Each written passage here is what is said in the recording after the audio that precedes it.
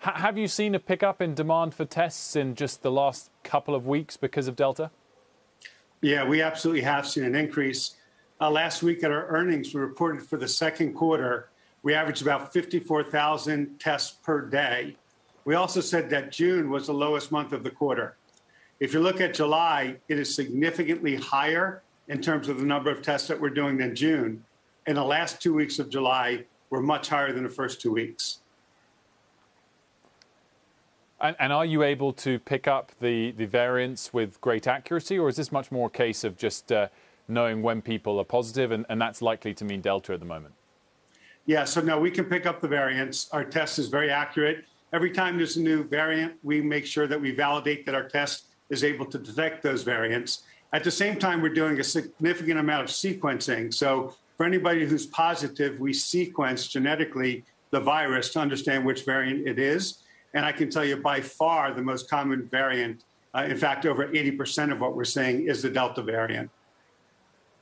How do you think, Adam, about the long-term future of this part of the business, the new part of the business of COVID-19 testing? Is it just something that's going to be with us for a while? And how do you make those predictions?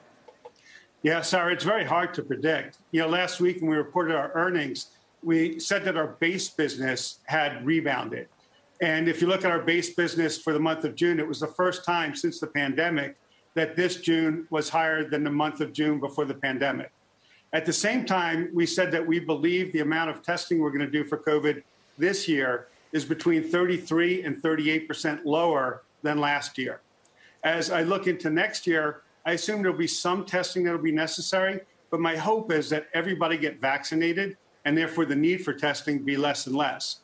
One other thing that we have to think about is, will there be other tests in the future? For example, to know if people have immunity against the virus, to understand T cells and the memory of T cells. So there may be different tests in the future, but the hope is the test to detect the virus will go down significantly over time. So, Adam, in terms of your numbers, do you feel like you're somewhat in a perfect storm at the moment? Not that you want to have to be testing for these sorts of viruses, but that you're still getting great demand from COVID, but also because we've reopened, you're seeing a pickup in more traditional healthcare tests as well. You know, we reported our earnings last week, and they were very strong for another quarter again. At the same time, you know, what I look for is the underlying business. I look to make sure that people are going back for their health care, that people are getting the treatments that they need. So the good thing about LabCorp is the better we do, it's typically because we're helping more and more patients with their health. At the same time, I wish we weren't doing any COVID trials. I wish that we'd all be vaccinated and that we'd be past COVID, everybody be back to their normal lives. Our business is strong. We focus on science, innovation, technology. We're looking at areas like cancer, Alzheimer's disease. So I believe our business fundamentally is strong with or without the COVID testing.